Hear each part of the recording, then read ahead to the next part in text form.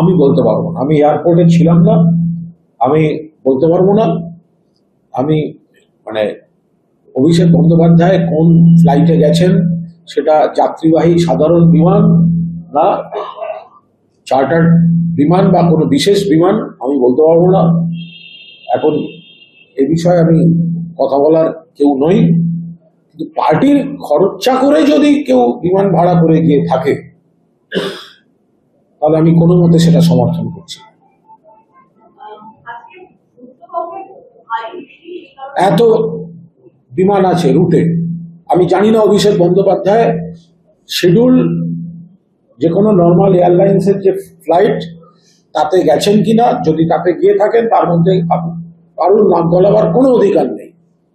আবার অনেক অন্য কেউ দিল্লি যাচ্ছিল কোনো চার্টার ফ্লাইটে পরিচিত, তিনি বললেন সঙ্গে যেতে, তাতেও তার কোনো অপরাধ নেই। কেউ চেনা তার বিমান ব্যবহার করতে দিয়েছে, তাতেও কোনো নেই। কিন্তু পার্টির খরচা করে যদি কেউ চার্টার বিমানে গিয়ে থাকে পার্টির এই অবস্থায়, তাহলে সেটা সমর্থন জাস্ট করি না। উত্তরবঙ্গে ভারী বর্ষণের জন্য নিশ্চয়ই আপনারা তৃণমূলকে দায়ী করছেন না। হ্যাঁ, এবার বলুন।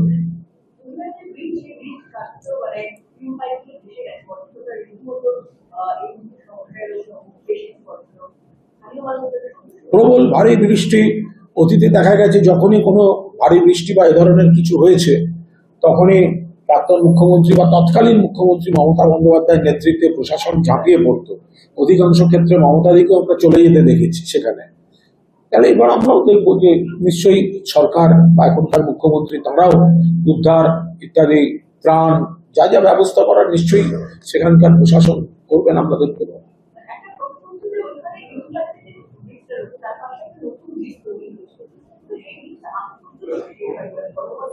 সেটা বলতে হবে। একটা ওই রকম জায়গায় একটা ব্রিজ তৈরি শুরু হয়েছে, অস্থায়ী ব্রিজ করে দেওয়া হয়েছিল, ব্রিজটা আগেও পর্যদস্ত হয়েছিল, এবং সেটা কতদিনে শেষ হতো কতটা কি আমার পক্ষে বলা অসম্ভব। ওটা একদম প্রশাসনিক বিষয়।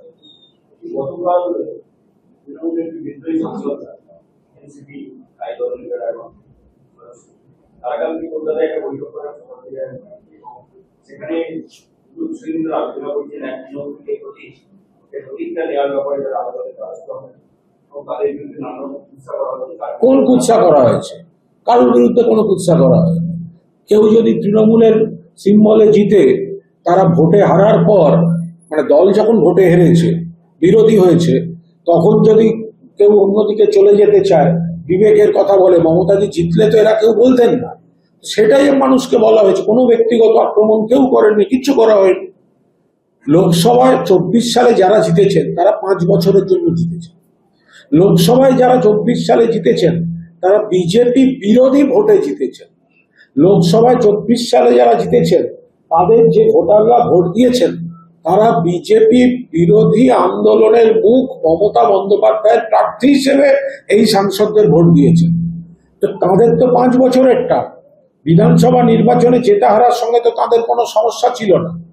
তো সুতরাং বিধানসভায় মমতা বন্দ্যোপাধ্যায় মুখ্যমন্ত্রী নেই বলে যারা ছাড়তে চাইলেন, তো তারা বলছেন আমরা এনডিএ জোটে যেতে চাই। জিতেছেন বিজেপির বিরোধী ভোটে, আর যেতে চাইছেন বিজেপির বন্ধু জোটে। তো এই রাজনৈতিক প্রেক্ষিতগুলোই মনে করিয়ে দেওয়া হয়েছে। তো তারা কুৎসা বলছেন কেন এগুলোকে? তারা, আমি তো বলবো, তাদের নিজের এলাকায় দিয়ে দিল্লি বা কলকাতায় কারণ নৈশভোজে একজন সাংসদ, সম্ভবত আরামবাগ, তার এলাকায় পুরসুরায় তৃণমূল কংগ্রেস কর্মী খুন হয়ে গেলেন, আর তাদের দিল্লির মেনু শোনা যাচ্ছে মাটন, মাছের ভাপা ইত্যাদি ইত্যাদি। তো তারা নিজেদের সেখানে একটু কর্মীদের পাশে দাঁড়াবেন, ওয়ার্কার্স মিটিং করবেন, তারা যে ডিসিশন নিয়েছেন সেই ডিসিশনগুলো তারা কর্মীদের সঙ্গে আলোচনা করবেন, এত ভালো কথা। কিন্তু সেটা না করে তারা কুৎসা বলছেন কেন? কোনটা কুৎসা করা হয়েছে? কোনো কুৎসা তো করা হয়নি। তারা একটা রাজনৈতিক নতুন অবস্থান নিচ্ছেন, সেই রাজনৈতিক অবস্থান নিয়ে কিছু রাজনৈতিক চুক্তি এবং রাজনৈতিক প্রশ্ন করা হয়েছে। এটাকে কুৎসা বলার কোনো কারণ ঘটে।